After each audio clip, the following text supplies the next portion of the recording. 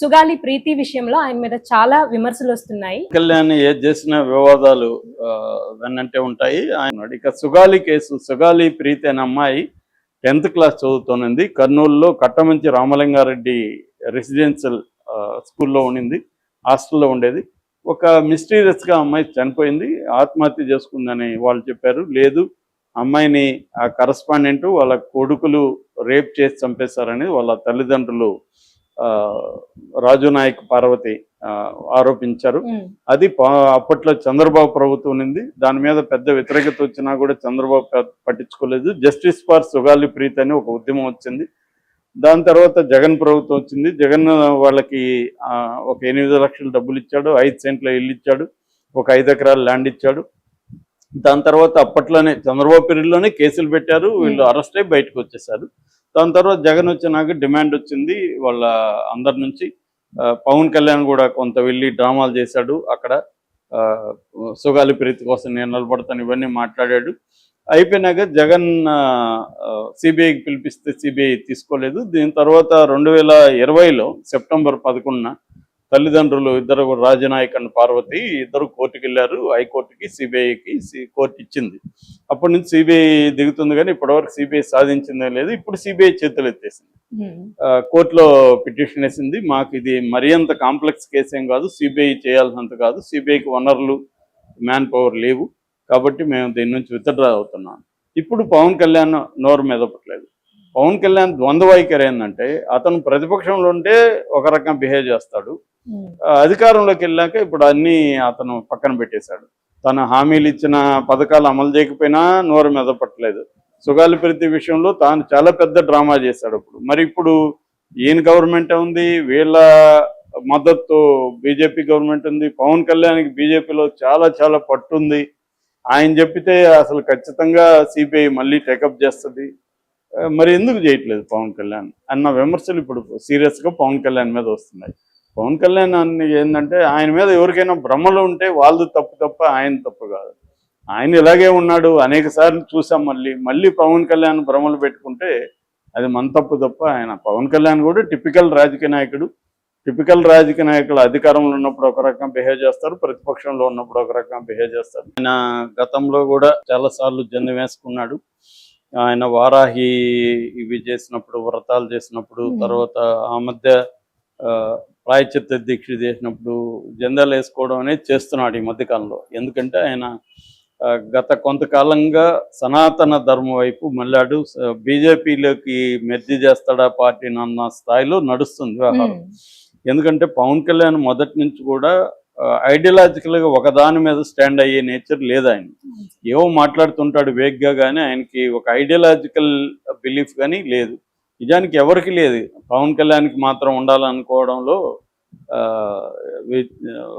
మనకు అర్థం లేదు. ఎందుకంటే ఏ పార్టీకి కూడా ఇవాళ ఐడియాలజికల్గా లేదు.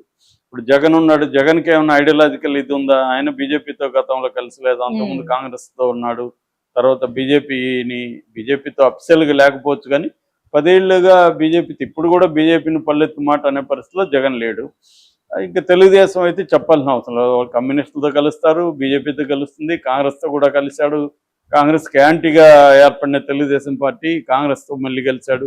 చంద్రబాబు కూడా ఏ రకమైన ఐడియాలజికల్ ఇవి లేవు. ఎవరికి ఉన్నాయి? ఎవరికి లేవు దేశంలో ఇవాళ. ఒక కమ్యూనిస్టులు కొంతమందితో బీజేపీ లాంటి వాళ్ళతో కలవరు, కానీ కమ్యూనిస్టులకు కూడా వేరే రకమైన, బీజేపీతో కలిసే చంద్రబాబుతో కలుస్తారు కమ్యూనిస్టులు, మళ్ళీ డైరెక్ట్గా కలవరు అంతే బీజేపీతో. అంత తప్ప ఎవరికి కూడా ఇవాళ ఐడియాలజీ అనేది ఏమీ లేదు. అధికారమే పరమావధి.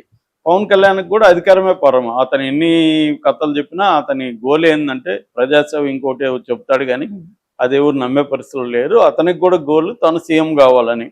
తను సీఎం కావాలనుకున్నప్పుడు దానికి ఎవరు ఉపయోగపడితే వాళ్ళతో కలవడానికి అతనికి. కాకపోతే ఇక్కడ ప్రాబ్లం ఏంటంటే, మిగతా వాళ్ళు ఆ స్థాయిలో ఐడియాలజీ గురించి మాట్లాడరు. అతను విపరీతమైన కన్విక్షన్ ఉన్నట్టు దానికి పద్యాలు, కవిత్వము ఇవన్నీ జోడించి ఆవేశంతో ఊగిపోతూ మాట్లాడతాడు. అక్కడ పవన్ కళ్యాణ్ పట్ల విమర్శ. మిగతా వాళ్ళు మామూలు, ఇప్పుడు చంద్రబాబు అలా మాట్లాడు, మిగతా వాళ్ళు జగన్ మాట్లాడు, పవన్ కళ్యాణ్ మాత్రం దానికి ఏదో ఒక పెద్ద బిల్డప్ ఇచ్చి, గతంలో చెగువెరా అనేవాడు, అంతకుముందు మాస్టర్ జీ అని దళిత కవితో తిరిగేవాడు బిగినింగ్లో. ఎందుకంటే నేను ఎప్పటి నుంచో చూస్తున్నాను అతను. సో ఆ తర్వాత నేను కూడా ఇంకొక 2-3 ఫ్రెండ్స్తో కలిసి 2 సార్లు కలిసాం. ఒకసారి 2 hours డిస్కస్ చేసాం, ఒకసారి 4 hours పవన్ కళ్యాణ్తో డిస్కస్ చేసాం. అప్పుడంతా కూడా చాలా జెన్యూన్ అన్నట్టు, చాలా నాకు ప్రజల పట్ల కన్సర్న్ ఉన్నట్టే మాట్లాడాడు మాతో అంతా కూడా. మేము కూడా చాలా జెన్యూన్ ఉన్నాడు ఇతను అనుకున్నాం. తర్వాత చూస్తే ఇతను ఓసరవల్లిలాగా దేనైనా మార్చేయగలడు అనేది అర్థమైంది. అంటే ఎక్స్ట్రీమ్స్ ఇవి. ఇప్పుడు కమ్యూనిస్ట్ పార్టీలో ఉన్నారు వాళ్ళు, కనీసం ఎక్స్ట్రీమ్స్కి వెళ్ళరు, ఒక పరిధిలో ఉంటారు. పవన్ కళ్యాణ్కి ఏవి లేవు అనేది అర్థమవుతుంది. ఏ రకమైన ఐడియాలజికల్ మూవింగ్స్ అనేవి లేవు ఆయన. సో చెగువెరా అనేవాడు ఒక ఎక్స్ట్రీమ్ రెవల్యూషనరీ, ప్రపంచవ్యాప్తంగా రెవల్యూషనరీ ఐడియల్ అనమాట, ఆదర్శం. అలాంటి వ్యక్తి నా ఆదర్శం అని చెప్పాడు. కమ్యూనిస్టులతో ఉన్నాడు, దాని తర్వాత దళిత వాదులతో తిరిగాడు. మన ఆమెవరు మాయావతి వచ్చినప్పుడు కాళ్ళకు మొక్కాడు.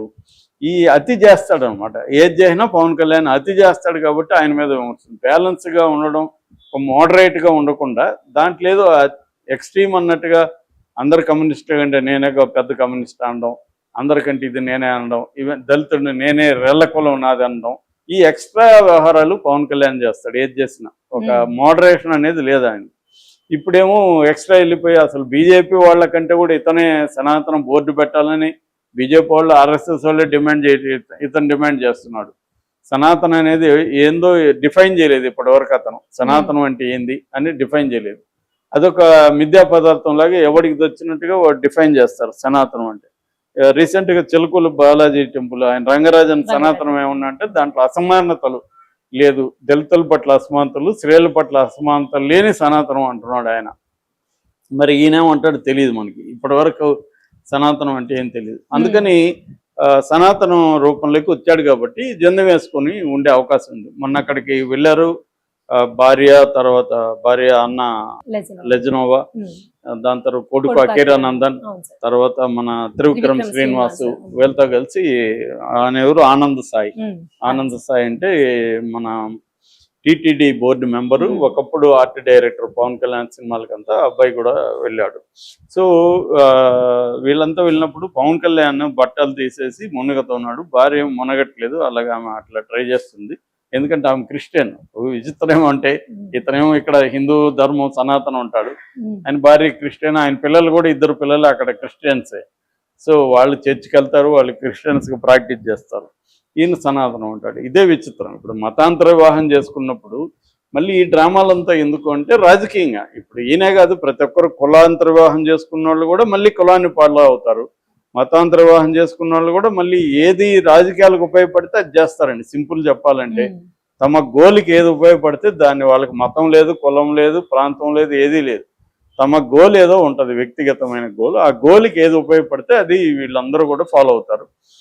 ఇతను కూడా అలాగే ఫాలో అవుతున్నాడు, పవన్ కళ్యాణ్ కూడా. అందుకని జెందెం వేసుకుంటూ.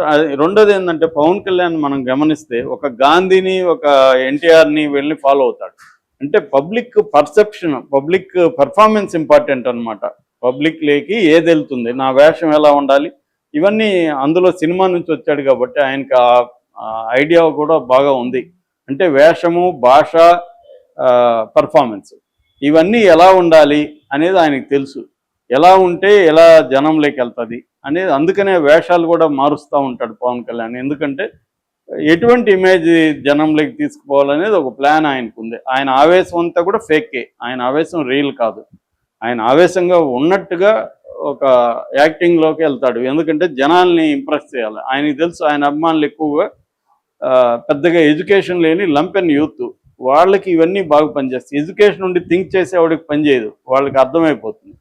కానీ తనకి ఉన్నది వాళ్ళు ప్రధానం కాబట్టి వీళ్ళని ఎలా ఇన్ఫ్లుయెన్స్ చేయాలనేది ఆయనకి ఒక క్లారిటీతో వెళ్తున్నాడు అనమాట. అలాగే జెందెం వేసుకున్నాడు.